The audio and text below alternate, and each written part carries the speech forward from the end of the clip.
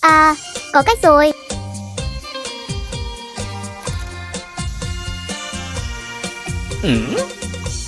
Ha ha ha, trông chẳng khác gì một cái kẹo mút cả. Này bà chủ, ngày hôm qua tôi mua kẹo mút này nhà chị. Nó ăn không ngọt. Kẹo mút sao lại không ngọt? Bạn đừng ăn nói bậy bạ đấy nhé. Đây chị thử đi, xem nó ngọt không. Tiểu Vi, nói cho bạn biết, nếu kẹo này ngọt thì bạn phải bồi thường cho cửa hàng của tôi. Còn nếu nó không ngọt, tôi tặng bạn hết chỗ kẹo này. Đây là chị nói đấy nhé, chị thử đi. Thử thì thử. Sao thế nhỉ? Sao lại không ngọt nhỉ? Không ngọt phải không? Hộp kẹo mút này bây giờ là của tôi. Hả? Thế này còn buôn bán cái gì nữa? Tại sao kẹo mút này lại không ngọt chứ?